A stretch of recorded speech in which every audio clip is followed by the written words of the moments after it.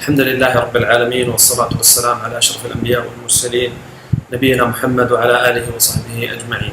هذا هو اللقاء الأول في مراجعات الفكر الوهابي. وعند الحديث عن مسمى الوهابية الحقيقة أن كثير قد يخالفني ويعارضني وقد يغضب. لماذا تسمينا بالوهابية؟ هل نحن فرقة من الفرق؟ نحن نسمي الآخرين، نحن نسمي نقول أشعرية، نقول صوفية، نقول مثلا حتى تيارات إخوان المسلمين تبليغ، لكن أن تسمينا نحن بالوهابية هذا المسمى مرفوض ومكروه، وأنا أعرف هذا جيدا.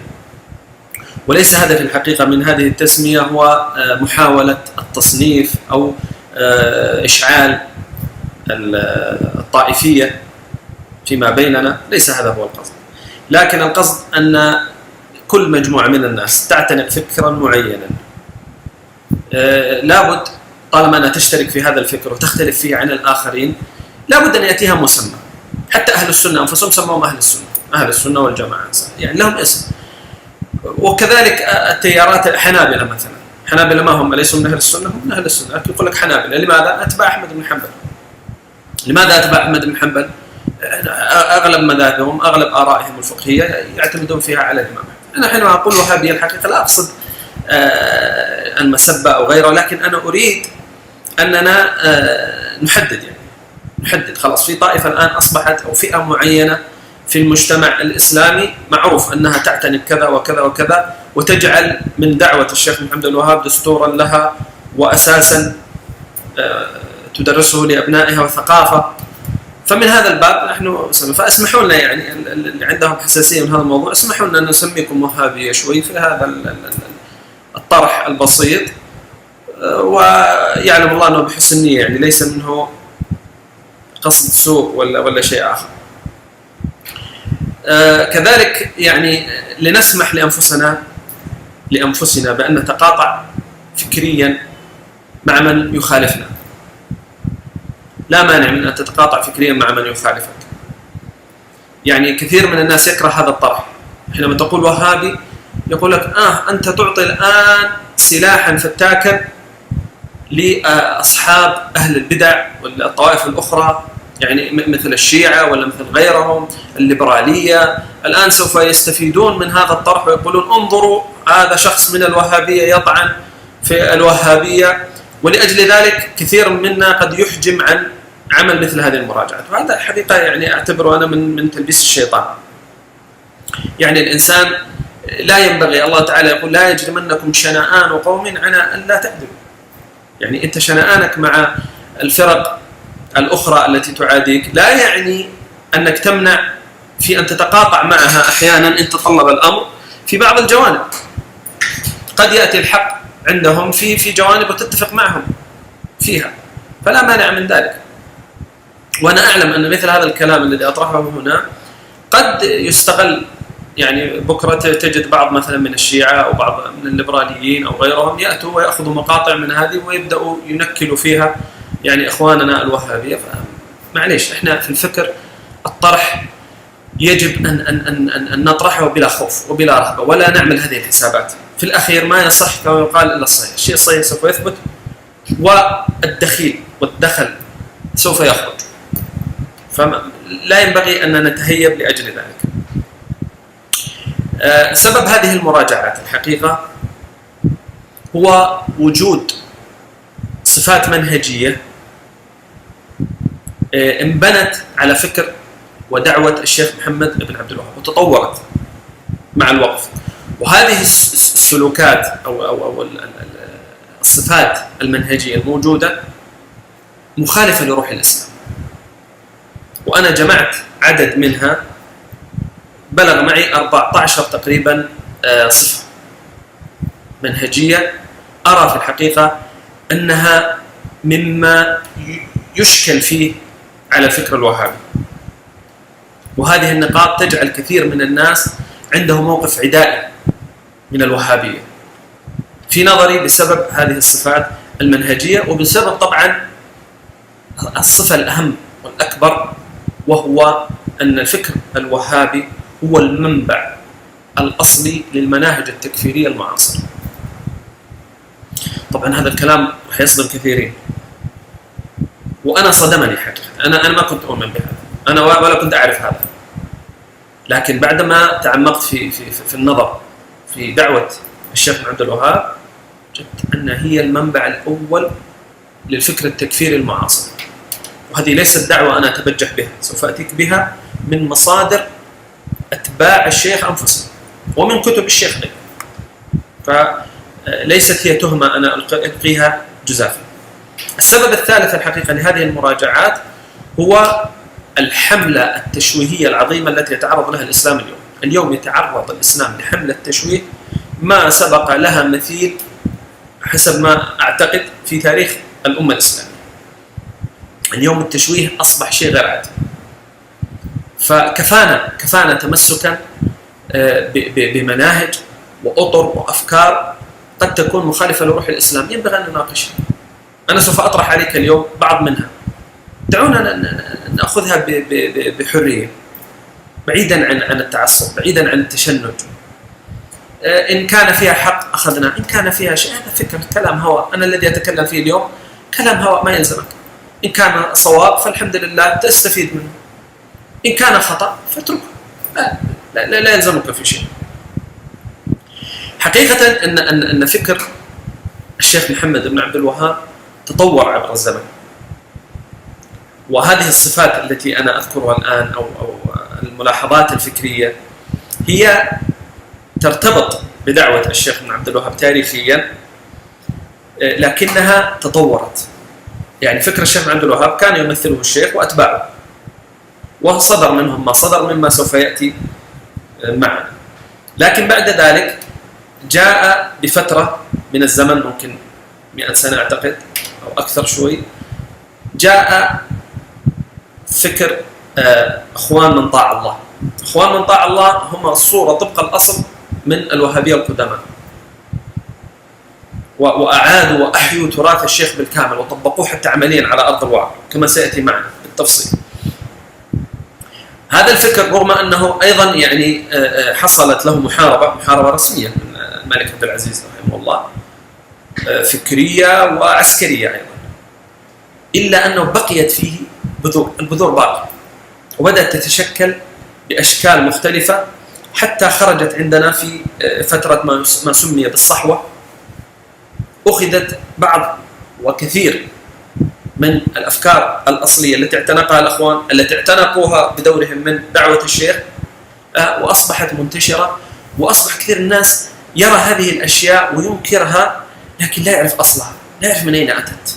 والحقيقة أن هذا هو منبعها، وسوف نبحث هذا إن شاء الله. فإذا دعوة الإخوان مرتبطة بدعوة الشيخ بن عبد الوهاب، ونحن اليوم المعاصرون مرتبطون بدعوة الإخوان. فهناك في ارتباط وهو ظاهر جدا، سوف ترونه الآن من بعض الأطروحات، تجد كيف أننا وافقنا الأجداد في الأصول، يعني أخذنا الأصول وطورنا عليها أو تشكلت هي بفعل الزمن حتى وصلنا إلى ما نحن عليه.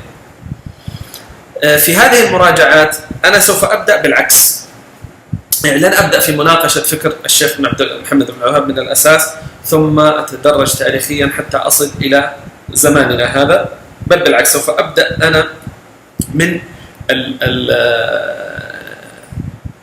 مراجعة الفكر الحالي للوهابية وبعض المظاهر كما قلت السلوكية الموجودة، ثم بعد ذلك أبدأ أرجع وأفتح موضوع فكر الشيخ محمد بن عبد الوهاب. طبعا هذه المظاهر التي جمعتها هل هي موجودة أو لا؟ يعني البعض يقول يعني ربما تكون يعارض، يقول هي غير موجودة، ربما هذه افتراء من عندك.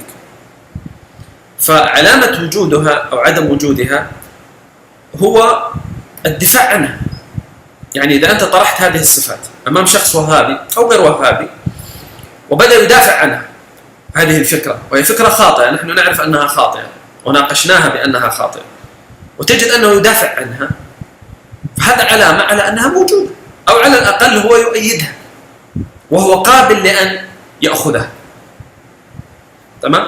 فهذه ملاحظة أولى يجب أن ننتبه لها. أيضا قد يوجد بعض الأشخاص يتخلى عن بعض هذه الأفكار التي أنا أذكرها. يعني لا يشترط أن كل المنتمون إلى الوهابية أن كلهم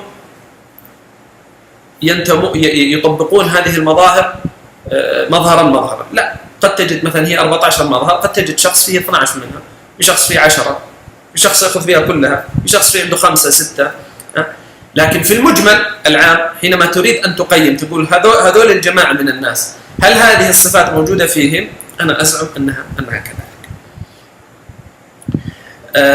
كذلك هذه الظواهر التي سأذكرها لكم كمقدمة لمراجعة فكر الشيخ محمد بن عبد الوهاب وآثاره، يعني هذه تعتبر من آثار دعوة الشيخ محمد بن عبد الوهاب فيما أزعم. كل ظاهرة منها تحتاج في مناقشتها ربما إلى كتاب أو كتب، لأنها مبادئ عامة شرعية وفقهية بعضها، وتحتاج حقيقة إلى كلام كثير. لكن الهدف هو يعني تسليط الضوء فقط على هذه المحاور وفتح الباب لمناقشتها. ينبغي أن نتخلص أيضا، أنا هذه فرصة يعني كتاب أو عمل هذا الموضوع في المراجعات، أن نتخلص قليلا من عقدة الرعب من مناقشة فكر الشيخ محمد بن عبد الوهاب. يعني إحنا عندنا من الطبيعي جدا أنك تناقش فكر أحمد، الإمام أحمد بن حنبل، الإمام الشافعي، وتكتب أخطاء الشافعي، عادي جدا. لكن إذا جينا إلى فكر الشيخ محمد بن عبد الوهاب، شوف على طول يسحب بريك وخوف، وتبدأ ربما الاتهامات. قد تتهم بأنك زنديق، أنك مبتدع، أنك كذا، أنك كذا. لماذا؟ طبعا لأن دعوة الشيخ أيضا يوجد لها أعداء من هم خارج السنة، وبالأخص يعني الشيعة أو بعض المتصوفة أو بعض المعتزلة أو غيرهم. يعني هم عندهم عداء للوهابية ليس لأجل الوهابية بذاتها، إنما لما تحمله من مبادئ سنية. نحن لا نتحدث عن هذا، نحن نوافق على سنية الوهابية في أجزاء، ليس طبعا في باب الإيمان. في باب الإيمان ليسوا سنيين حقيقة ولا ينتمون إلى مذهب أهل السنة. المبادئ التي طبقت وعملت هي مبادئ تكفيرية لا تنتمي ولا تمت لأهل السنة بصلة، ونناقش ذلك بالتفصيل. لكن في المجمل العام نحن لا نناقش الوهابية من منطلق عداء خاص، فلينتبه لذلك. طبعا قد لا يكون أيضا أن من أتباع يعني الشيخ محمد بن الوهاب نفسه يكونوا قد مارسوا هذه الظواهر التي أنا سوف أتحدث عنها. لكن قطعا أن أساس كل فكرة مما أذكر لها أصل موجود تجده في دعوة الشيخ محمد بن الوهاب والأخوة الذين أتوا فيما بعد. لكن هذا المظهر تطور وتشكل حتى وصل إلينا بشكله الحالي. أيضا من الأمور التي أحب أن أنوه عليها قبل أن أدخل في صلب الموضوع أن هذه المظاهر غير مستقصاة علميا. يعني هي مجرد نظرة شخصية من خلال متابعة، من خلال معايشة، اكتشفت وجود مثل هذه. فقد يكون يعني قد أكون مصيب وقد أكون مخطئ. وهنا نقطة أنا أريد أيضا أن ننبه عليها. أنا ابن الدعوة الوهابية، أنا ماني دارس في واشنطن، ولا أنا درست في جامعة الإمام محمد بن سعود، يعني جامعة تعتبر عقر ومقر للفكر الوهابي. ودرست في القصيم في بريدة وعنيزة، هي كانت أيضا في فترة التي درست فيها تعتبر هي المنبع الذي يخرج هذا الفكر. والمشايخ الذين تعلمت عليهم كلهم يعتنقون هذا الفكر ويدعون إليه. حتى من الأشياء اللي يعني كنت أتعجب لها في فترة الجامعة أنه معنا ناس كبار في السن، يعني في الجامعة ثالثة جامعة، ثانية جامعة، يروح يدرس في المسجد الأصول الثلاث: من ربك ما دينك من نبيك. المسألة أصبحت حتى تبرك. يعني هل أنت واحد ما شاء الله دارس 12 سنة كتاب التوحيد والدنيا، ودارس جامعة 3 سنوات تخصص شريعة، ورايح لمسجد عند شيخ عشان تدرس والله من ربك ما دينك من نبيك؟ تشعر المسألة يعني فيها ما فيها. فالذي أريد أن أقول، أنا ابن هذه الدعوة، أنا ابنه، وحينما أتكلم أنا لا أتكلم بفكر غربي ولا شرقي ولا كذا، أنا أتكلم من فكر هذه الدعوة بما تعلمته وبما درسته منها وبما عايشته. أنا عايشت هذا الفكر وعشته عمليا، يعني يوما ما هذه المظاهر ربما كانت كلها موجودة عندي، وهي موجودة عند من حولي من زملائي، وموجودة في ما أسمع من محاضرات ومن خطب ومن كلام للعلماء والمشايخ والدعوة والى آخره. هذه المظاهر كانت موجودة، وكثير من الناس أعتقد أنهم سيوافقون عليها، وأنا طرحتها أكثر من مرة، طرحتها مرة في تويتر، مرة طرحتها في المنتديات، ووجدت أن كثير من الناس قالوا نعم هذه فعلا موجودة. فالمهم أن هذه المظاهر حتى نعرف لابد أن ننظر هل هي موجودة فعلا ولا غير موجودة. إن قلنا غير موجودة وكانت في الوقت ذاته مرفوضة عندنا فالحمد لله، لا تلزمنا نطلعها برا البحث. لكن إن كانت موجودة فيجب أن نناقش، وإن كانت غير موجودة لكنها مقبولة لدينا علميا، يعني نرى هذا الرأي، فأيضا ينبغي أن نناقش. طيب هذه الصفات خلينا نبدأ فيها. أول صفة من هذه الصفات هي العبادة بمفهوم الخوف. كما نعلم نحن أن المسلم المعتدل، المسلم السوي، ينبغي أن يعبد الله سبحانه وتعالى بالخوف والرجاء مجتمعا. إذا قدم جانبا على آخر يكون عنده مشكلة فكرية أو منهجية في علاقته بالله سبحانه وتعالى. لماذا؟ لأن الله سبحانه وتعالى في كثير من الآيات يذكر هذا، يقول ويدعوننا رغبا ورهبا. دائما تجد في القرآن يذكر الجنة ثم يذكر النار، يذكر الوعد ثم يذكر الوعيد مباشرة. وادعوه خوفا وطمعا، ما قال خوفا بس ولا قال طمعا بس، لازم خوفا وطمعا. ومن آياته يريكم البرق خوفا وطمعا. فحينما تجد أن فئة من الناس بدأت تتعبد الله بمفهوم الخوف أكثر من جانب الرجاء، اعرف أن عندهم مشكلة. وعموما الفكر التكفيري والذي أزعم أن الفكر الوهابي هو فكر تكفيري في أصله، وسوف أناقش ذلك، لا أحد يستعجل، سأناقشه من الكتب ومن التاريخ، يعني سوف يأتي معنا، لا أريد أن أستبق الأحداث. فالعبادة بهذا المفهوم فيها مشكلة. تجد أن الفكر التكفيري ينحاز دائما إلى جانب الخوف. لماذا؟ لأن عنده الإيمان هو مثل الشعرة، ممكن في أي لحظة تنتهي، وممكن أنك تكفر في لحظة، ممكن تكفر بكلمة وأنت لا تدري.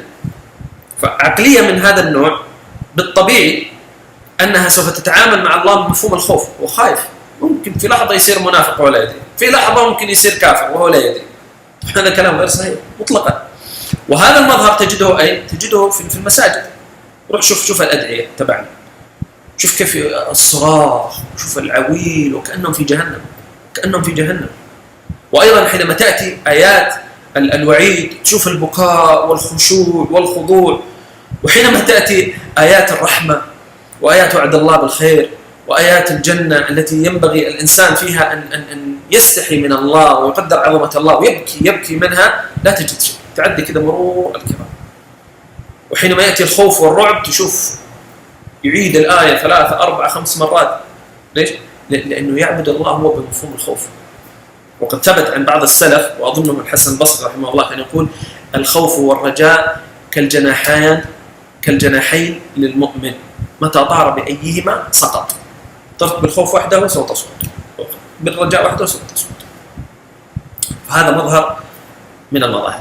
ثانيا العبادة بمفهوم الكم ولو على حساب الكيف، وهو أيضا مرتبط بمسألة الفكر التكفيري. لماذا؟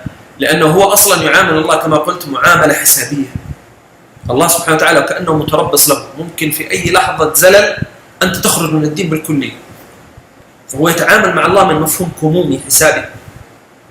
وتعال شوف أنت الثقافة العامة الموجودة عندنا كوهابيين، أنا واحد ترى منكم، يعني والله واحد منكم، يعني أنا عشت هذا الفكر وأعرفه يعني، وأنتم تعرفونه. فتعال شوف في مجالسنا حينما نتكلم عن في الصلوات مثلا، في التراويح ولا في كذا، على طول كم ختمة ختمته؟ كم ركعة صليته؟ مهم عندنا جدا. نادرا جدا أن تسأل عن والله هل يقرأ بخضوع وخشوع؟ هل يقرأ بتدبر وتفكر أم لا؟ نروح في التحافيظ، عندنا تحافيظ القرآن الكريم، المهم كم يحفظ؟ كم جزءا تحفظ؟ طيب يا أخي هل هو حتى حفظه يعني حفظ متقن؟ حتى الإتقان ما بس متقن، كثرة تعداد. فهذا أيضا من الأمور التي منتشرة في الفكر الوهابي. ثالثا الانعزال الشعوري عن المجتمع، وهذا طبعا بدأ مع دعوة الشيخ محمد بن عبد الوهاب، تمثل في الهجرة.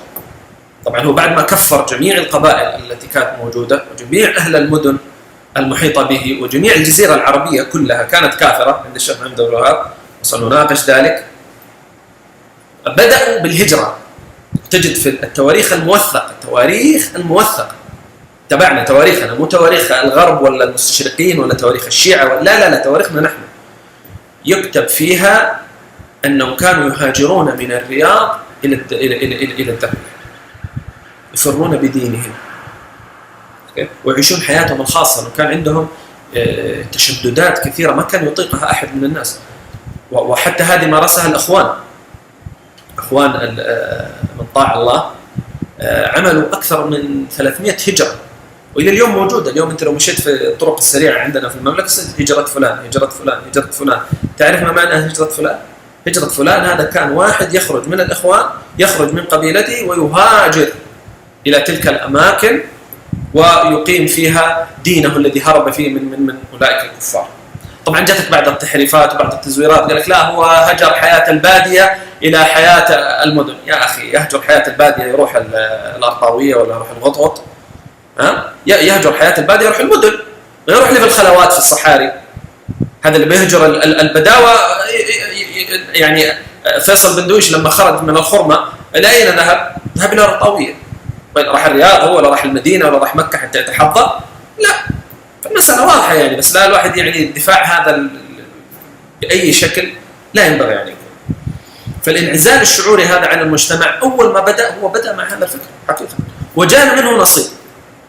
اليوم تجد فعلا أنه يعيش معنا كثير من الناس بالجسد فقط، ولا يفرح لأفراحك ولا يحزن لحزنك ولا يتعاطى أصلا مع ما أنت تتعاطى معه. يعني هو يعيش في جانب آخر مع مجموعته اللي احنا نسميهم مثلا مطاوعة أو غيره. طبعا اسم مطوع ترى هذا مأخوذ من تاريخ سوف أتعرض له إن شاء الله. فهو مع هؤلاء المجموعة يشعر معهم بالراحة وكذا، وإذا أتى عند هؤلاء يشعر أنه منعزل عنه حقيقة. هذا الانعزال خطر شديد على الفكر وعلى النفس، وله آثار سلبية كثيرة جدا. رابعا عندنا الانتصار لبعضهم في مواجهة الآخرين من باب الحمية، وهذه موجودة وظاهرة.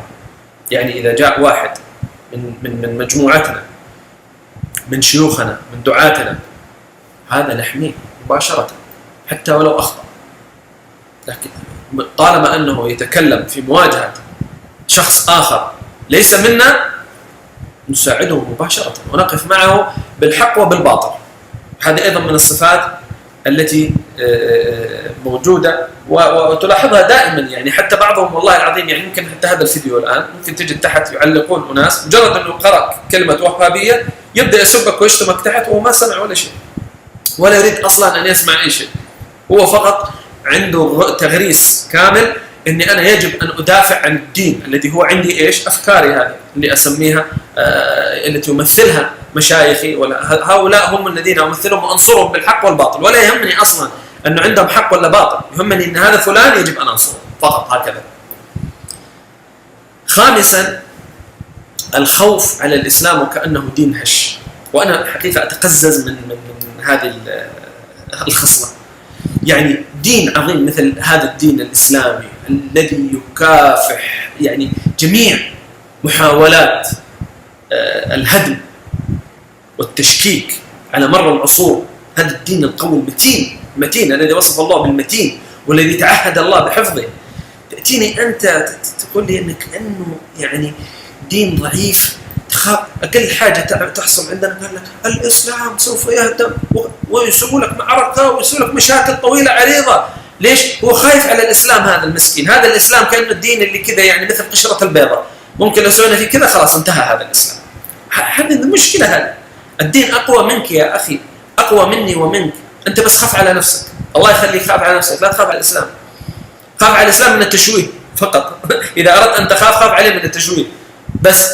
أما أنك تخاف على الإسلام نفسه أنه ينهار، هذا اعتقاد والله فاسد، والله فاسد. سادسا النظرة السوداوية للعصر والأدوات العصرية ومحاربة كل ما هو جديد. وهذه موجودة ولا لا؟ يعني لا أعتقد أحد يخالفني في هذا. وبدأت من مع حتى الإخوان قبل يعني 80 سنة أو 70 سنة كانوا يحرمون السيارة ويحرمون الهاتف ويحرمون البرقية، وبقي الملك عبد العزيز معهم في عراك شديد، وسوى مؤتمر حتى يعني آخر ما ضاق الحال عمل لهم مؤتمر ونادى فيه علماء وبدأ يعني يطرح لهم أمور، يا جماعة خلصونا من هذه الفكرة. وخرجوا بعد ذلك ووافقوا على أن تدخل السيارة وتدخل هذه الشركات، ممنوع. واستمر ذلك حتى الوقت الحالي. أي شيء يأتينا جديد نعمل عليه مشكلة وازعاج كبير. أعد لكم والله ما أخشى أن أصابع يدي لا تكفيني. انترنت ديش، وبعدين تيجي تشوف يلا يجيب لك بروشورات بكبر باب المسجد متر في مترين، الخطر القادم، اتقوا الله في من يعرف، مشكلة طويلة عريضة. وبعد سنة ولا سنتين يصبح هذا الجديد قديما وتستوعبه العقول ويهدأوا ويرجع كل شيء كما كان، ويبدأوا يدخلون في أكثر من غيره. اليوم الإنترنت، ما رواد الإنترنت؟ تجد أصحاب هذا الفكر أكثر الناس يرتادون الآن مواقع التواصل الاجتماعي، وكانت تسمى في السابق الخطر القادم والمن يعرف إيش وكذا، وجوال أبو كاميرا إيش أعد وشخل والتأمين أي شيء جديد يأتي لنا دائما موقف منه، ونسوي أزمة اجتماعية وحرب.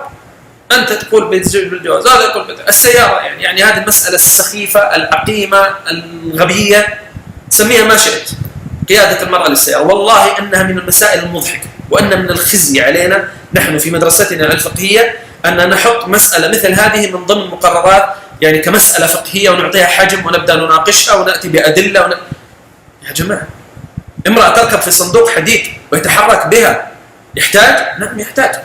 حينما الفكر يكون مدمر فكريا والأصول تكون مدمرة يأتي مثل هذه البحوث. لكن لو الأصول ثابتة وصحيحة والله ما نحتاج أن نختلف على هذا. فعندنا هذه المشكلة اللي هي النظرة السوداوية لكل ما يأتي من جديد. دائما لازم كل شيء جديد يبقى عندنا فترة يمر بمرحلة التحريم، ثم شوية السكوت، ثم التحليل، ثم الركوب بالكامل ونسبق الآخرين. اليوم الدش عندنا أسوأ ب100 مرة من الدش اللي صارت عليه أزمات كبيرة قبل 20 سنة. اليوم الدش أسوأ وأخطر، ومع ذلك تجده في بيوتنا كلنا وفي بيوت الوهابية وبيت شيوخها وبيت كل شيء. أين ذهب هذه المشكلة الأزمة الكبيرة التي افتعلناها؟ ذهبت معنا. أيضا سابعا عندنا احتكار الفتوى بالمحيط المجاور وحصر الاجتهاد. يعني إحنا وبس، مشايخنا وبس، أي مشايخ آخرين نحط فيهم السبعة وذمتها. وعندنا كذا زي لستة، كل شخص يأتي جديد مثلا من خارجنا يوافقنا في كذا، يوافقنا في كذا، يوافقنا في كذا، يوافقنا هذه النقطة لم يوافقنا فيها، يشطب عليه بالكامل خلاص. يا أخي طب هذا رجل عنده فضل، عنده علم، عنده لكن خالفك في هذه المسألة وهذه وهذه 2 3 4 مسائل، لكن في الباقي هو يتفق معه ويتفق في الأصول العامة ورجل مفيد يشطب عليه بالكامل ولا يأخذ منه ولا صرف ولا عدل. وأيضا يعني عندنا خلاص شيوخنا هم الذين يفتون، تأتي بفتوى تقول والله يا أخي الأزهر قال، الأزهر مين يا رجل؟ ليش أزهر؟ فلان المجمع المنع قال، شيخنا قالوا كذا خلاص. وعندنا وهم وزيف وهذا استطراد اسمحوا لي فيه، وهم اسمه الراجح. تأتي في المسائل يقول الراجح، أين الراجح؟ الشيخ يقول لنا هذا الراجح. ما في شيء في الفقه ترى اسمه راجح. هذه خدعة كبيرة ترى. ما في شيء اسمه راجح. الراجح هو مسألة نسبية. راجح عند من؟ راجح عند الشيخ فلان وفلان وفلان، لكن عند غيره ليس براجح. فما تجي تقول لي الراجح المطلق معناه هو الحقيقة المطلقة. الحقيقة المطلقة لا يعلمها إلا الله يا أخي. أنت الله ما اسمه راجح، من اسمه معروف. راجح يعني ماذا؟ يعني هو مجموعة آراء هو رجح عليها، رجحان فقط، ليس أنه شيء قاطع. فدائما هو يقول لك الراجح، وينسب الراجح هذا إلى من؟ إلى شيوخه الذين في المحيط تبعه. ما عدا هذا المحيط لا نريده ولا نتعامل. ثامنا تغليب جانب التحريم من مبدأ سد الذرائع. وحينما أقول سد الذرائع لا أظن ولا يعني مواطن سعودي إلا ما يعني يضحك يقول هذه المسألة أم المسائل عندنا. طبعا كمسألة أصولية، أصول الفقه، سد الذرائع هو أصلا يعني أول من اشتهر به المالكية من الفقهاء، وتابعهم على ذلك الحنابلة، ومنع منه الشافعية والمالكية. لكن المشكلة ليست هنا، هو أحد الأدلة المختلف عليها. وطالما أن في من العلماء من قال به وبعض العلماء لم يقل به، فلا يجوز لنا أننا نثرب على من يأخذ. لكن التثريب أين يأتي؟ حتى الذين قالوا بسد الذرائع من المالكية والحنابلة لم يتوسعوا فيه كما توسع فيه الوهابية في هذا الزمان، حتى جعلوه أداة في يدهم لتحريم المباحات بشكل أزعم أنا في نظري أنه لم يسبق له في تاريخ الإسلام. لم يسبق أن قائمة المحرمات جمعت بالشكل الذي نرى له. افتح أي مذهب من المذاهب الفقهية وخذ قائمة المحرمات لدى أي مذهب ولدى أي طائفة، لن تجد قائمة محرمات مثل الموجودة عندنا. ليش؟ بمبدأ سد الذرائع. وطبعا مبدأ سد الذرائع يعني مبدأ أصوليا لا يصح، وأنا أحترم رأي المخالفين، لكن لا يمنع أني أطرح رأيي. طبعا نصروا كثيرا ابن القيم، ومن هنا أخذوا الوهابية وتمسكوا فيه بشدة، بينما هم حتى أدلتهم يعني واهية، أدلة واهية.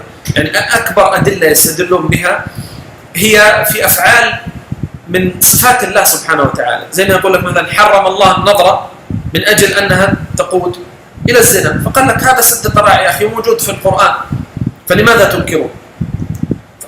يعني الرد على هذا واضح جدا وبسيط جدا، أن الذي حرم هنا بالذريعة هو الله.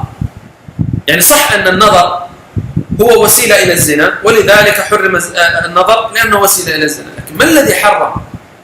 الفقهاء أم الله؟ الله هو الحكم. إن الحكم إلا لله، الله هو اللي يحكم.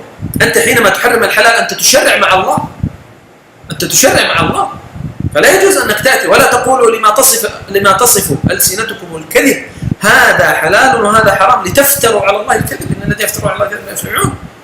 أنت تقول لما أحل الله. يعني حتى بعض مشايخنا ممن نحترم، من بعض أكابر مشايخنا رحمة الله عليه وغفر له، حرم النقاب سدا للذريعة، قال لك فتنة، مع أن النقاب ثابت نصا، يعني بنص النبي صلى الله عليه وسلم يقول لا تنتقب المحرمة. معنى لا تنتقب المحرمة إيش؟ أن النقاب حلال، لكن فقط في الإحرام لا تنتقب المحرمة. فنص على حل النقاب. نأتي بمبدأ سد الذريعة نخالف نص رسول الله صلى الله عليه وسلم. هذه من هنا تأتي مشكلة القول بسد الذريعة.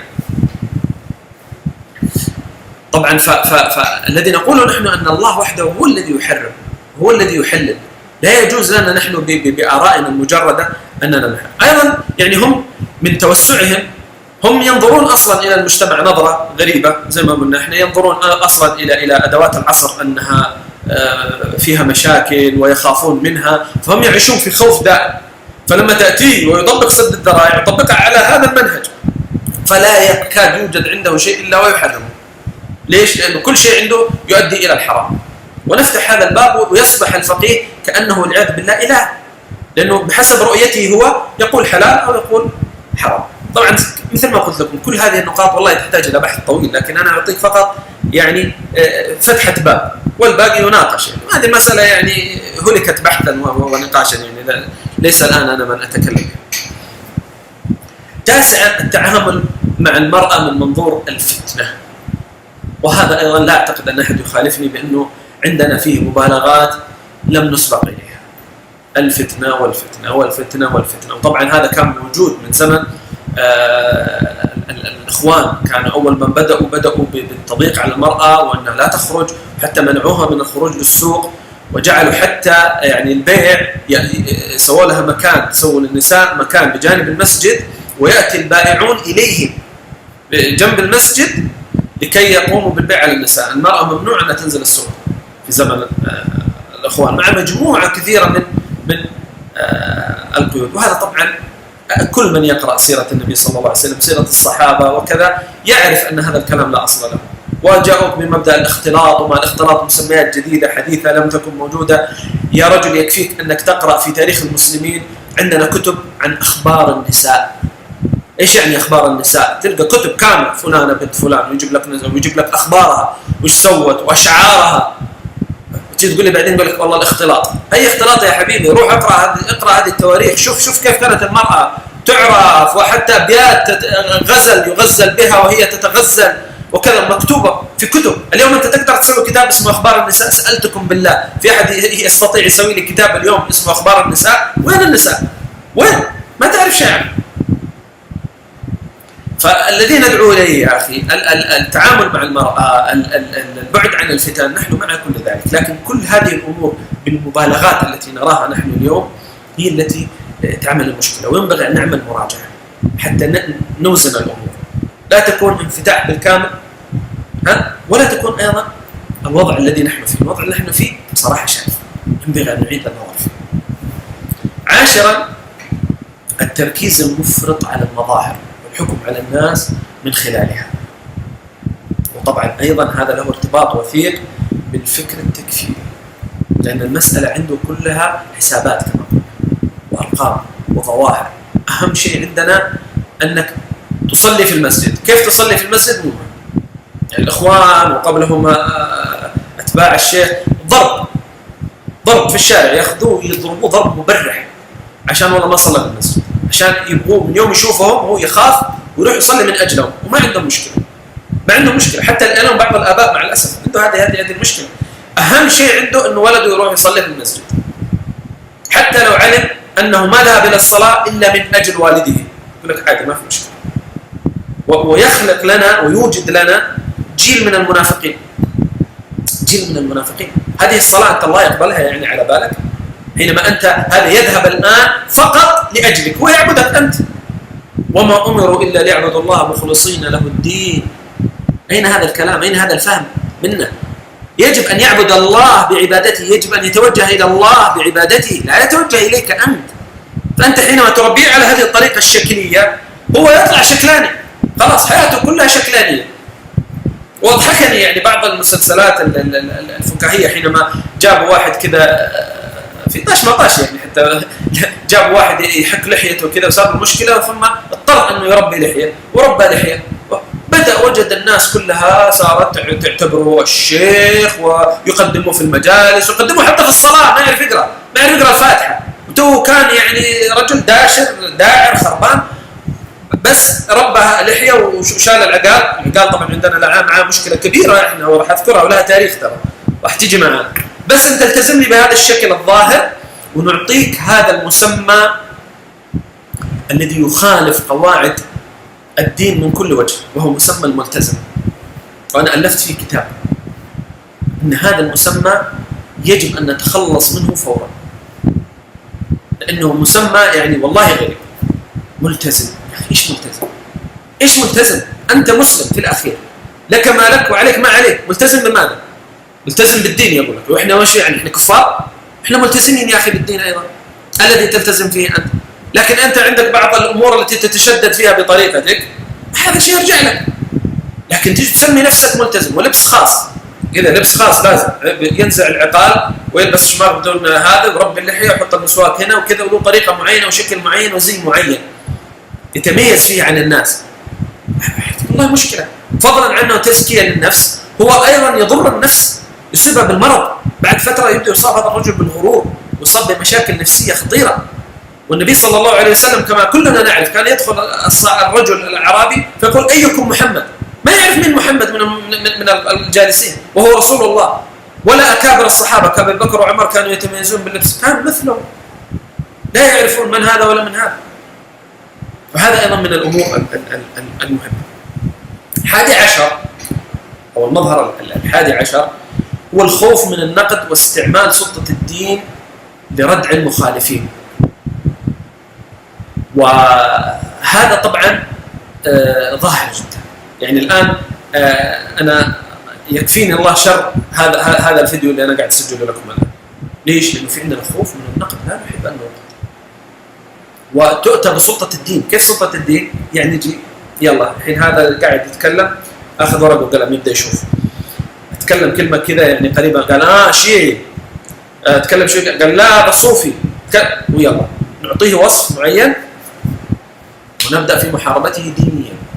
هذا الزنديق، هذا الضال، هذا المبتدع، هذا من يعرف إيش، ويلا نبدأ نسوي عليه حملات ويوتيوب ومشاكل. ليش؟ لأننا نخاف من النقد، نحن لا نريد النقد. وهذه أين هي موجودة؟ في الفكر الوهابي في الأصل. الشيخ نفسه مارسها رحمة الله عليه، نسأل الله أن يغفر له، نسأل الله أن يغفر له. أخوه سليمان ابن عبد الوهاب أخو الشيخ كان من أشد المعارضين للشيخ. هذه معلومة يمكن كثير من الناس ما يعرفها. وله كتاب علمي مرصن يعني دقيق. والكتاب ايش فيه؟ قال الله وقال رسول وقال ابن تيمية وقال ابن القيم. كان يرد عليه من هذا، يقول له أنت خالفت، أنت تدعي أنك تنتسب لابن القيم وتراك أنت تخالف ابن تيمية وابن القيم. يعني كتاب علمي. أرسل الشيخ سليمان رحمه الله هذا الكتاب مع رسول اسمه سليمان بن خواتم إلى العينة، فمسكوا الرسول وأمر الشيخ محمد بن الوهاب غفر الله له قتل. تخيل الرسول ويحمل ماذا؟ يحمل كتاب فيه كفر وشرك. اقرأوه. أنا حطيت رابط هذا الكتاب في تغريدة في تويتر، بالله اطلعوا عليه وشوفوا.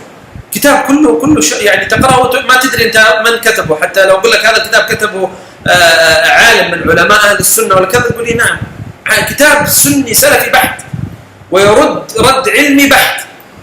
ويقتل الرسول. ما دخل الرسول يا أخي؟ الرسل في الحرب لا تقتل، الرسل في الحرب لا تقتل. فكيف هذا؟ هذا جزء من ما أقول لك أنه استعمال سلطة الدين لردع المخالفين. إما أن توافقني وإما أنك كافر ومبتدع وزنديق وشيعي وما أدري إيش وكذا وكذا وكذا. من هنا تأتي هذه المشكلة. 12 اعتبار أن السطحية في فهم الشريعة هي الاتباع الصحيح للسنة والسلف. يعني حتى تكون سلفي صحيح لازم أنك تفهم القرآن والسنة بطريقة ساذجة. وأنا هذه والله العظيم أذكر بدايات ما بدأت أقرأ الفقه كنت أقرأه لأفهم وليتعمق. فلما جلست على أول شيخ والله أذكره كان عندنا في أحد المساجد في جدة في سنين طويلة قبل الأذهاب إلى الجامعة، وبدأت أسمع عنده الطرح الفقهي، فكنت أراه يأخذ الألفاظ ويتعامل معها كذا خلاص بالألفاظ الحديث الموجود أمامي. لا أحاول أني أتعمق في فهم المعنى الموجود والمغزى أو العمومات كذا، لا فقط هذه الألفاظ الموجودة، هذه الحروف قال كذا، الحروف قالت كذا بهذه الطريقة. هذا الفهم السطحي ينسب ويصور على أنه هو الفهم الصحيح للسلف، أن السلف كذا كانوا ترى يتعاملوا مع القرآن والسنة. والله حاشا، والله حاشا، لأنهم كانوا من أكثر الناس أقيسة وتدبرا وفهما لمقاصد الشريعة وتطبيقا لمقاصد الشريعة، ما كانوا يتعاملون مع القرآن والسنة. ولذلك تجد عندك بسبب هذه السطحية تجد الفتاوى المتقلبة التي نعاني منها. اليوم حلال وبعد سنة اليوم حلال حرام، بعد كم سنة تلقى حلال. ليش؟ لأنه فهم سطحي، يجي يأخذ المسألة كذا في بدايتها بسطحيتها، لكن مع الممارسة وبدأ الناس يعني يأخذوا ويعطوا فيها يبدأ يتضح بعدين ويتعمق غصبا عنه، يعني أنها تصبح من المشاكل، الناس تبدأ تعاني، فيبدأ بعد ذلك يغير فتواه وخذ. وبدأ الناس يتهكمون الآن على بعض المشايخ وبعض العلماء، إنه يأتي ويحرم الشيء الفلاني يقول لك إيه طيب أصبر خلي بعد سنة ولا بعد شوية حيصدروا لك فتوى بالحلال. وعندنا أمثلة طبعا لا تحصى على. كم من الناس أيام بداية الصحوة تكلموا معهم على البنوك وما البنوك وتركوا أعمالهم ذيك الأيام. واليوم تشوفوا بلحيته وهذه ما شاء الله داخل في البنك وشغال صراف وشغال كذا. وين؟ الله المستعان. ثالث عشر استحداث مفهوم الولاء والبراء والمبالغة في استخدامه. هذا المفهوم أصلا يعني حينما تقرأ لا تجد أنه بهذا الاصطلاح وبهذه الحدود يعني له ذكر يعني كبير في كتب المتقدمين.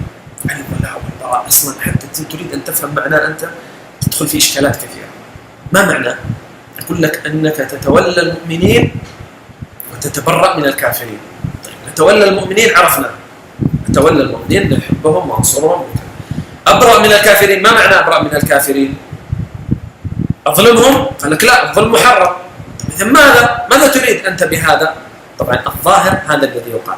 نحن لا نريد ظلم الكافرين، لكن في الممارسة نعم الكافر عندنا يعامل معاملة يعني بعضهم حتى كان حين يرى غير المسلم كذا يتمعر وجهه ويكشر ليش؟ يقول لك ولاء وبراء. سبحان الله، يعني عكس تماما الفكر الشرعي.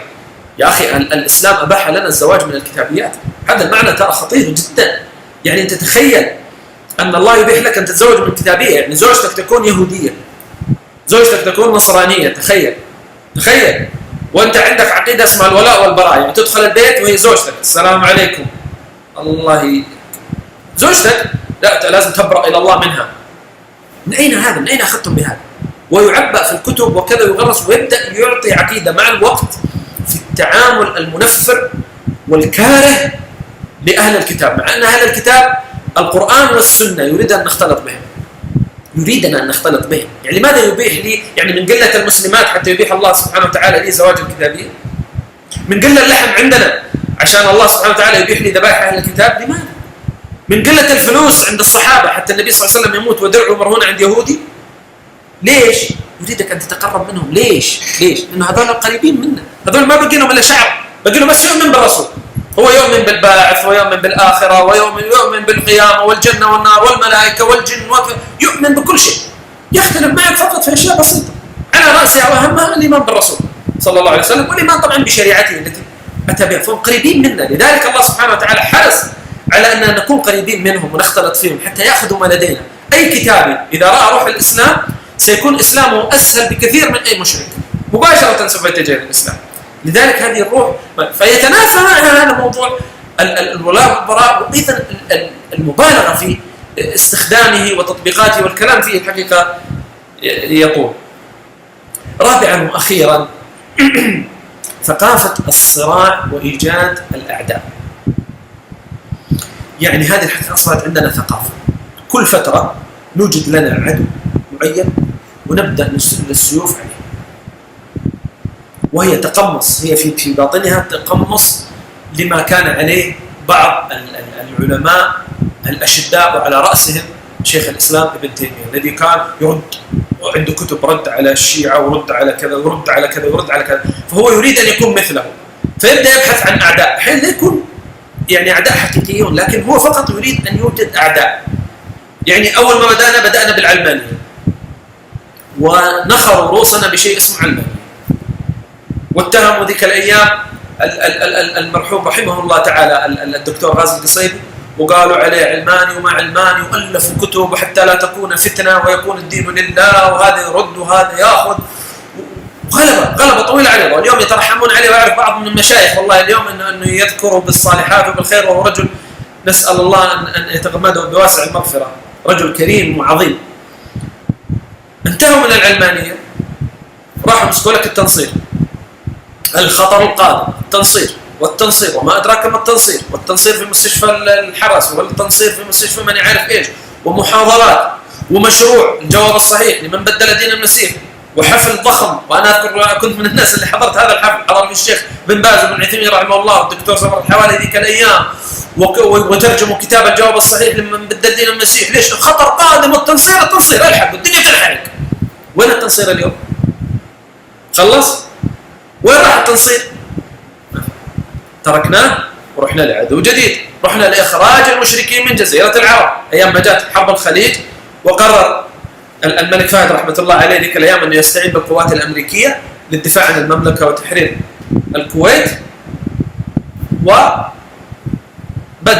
معنا مسلسل إخراج المشركين من جزيرة العرب، وكان هو المشكلة. تعال خذ من مؤلفات وتركنا التنصير وتركنا العلمانية وتركنا كل شيء، تركنا الحداثة ومسكنا هذا هو مشكلة. اليوم تركنا خروج المشركين من جزيرة العرب، موجودين اليوم ما شاء الله مبلطين في جزيرة العرب، حتى لو جات قواعد اليوم جديدة ما حد راح يقول لهم شيء، حتى لو قواعد عسكرية والله ما راح يتكلم، خلاص انتهى هذا العدو. مسكنا عدو جديد اليوم الشيعة، يلا اليوم الشيطان الأكبر هو الشيعة. متى جاءت الشيعة يا حبيبي؟ الشيعة لهم 1000 سنة كفكر ومذهب وتعاصرت علينا. اليوم أصبحوا أخطر من اليهود والنصارى، وأصبحوا اليوم أخطر من المجوس، وأصبحوا اليوم وأصبح الصغير والكبير ممن لا كان يعرف والله إيش معنى كلمة شيعة. قبل 10 سنوات والله كثير منهم ما يعرف إيش يعني كلمة شيعة، ما يعرفها إلا أمثالنا اللي راح نروح درسنا في كتب العقائد وكذا عرفنا ما معنى الشيعة. يأتيك اليوم الصغير والكبير يتكلم في الشيعة. ليش؟ ثقافة صراع فقط. نريد دائما أن نجعل لنا عدو ونقعد نتحارب معه. فهذه من الأمور الحقيقة التي من الصفات الموجودة والتي أصبحنا نتسم فيها مع الأسف، وأصبح الفكر الوهابي يتسم بها. إن شاء الله سيكون في لقاء آخر، وهذه المرة سوف نعود إلى التاريخ لمناقشة فكر الشيخ محمد بن عبد الوهاب كيف كان، وهل هو فعلا فكر تكفيري، وكيف تعامل مع المسلمين وكيف تعامل المسلمون معه. لعل الله ييسر ذلك إن شاء الله. السلام عليكم ورحمة الله تعالى وبركاته.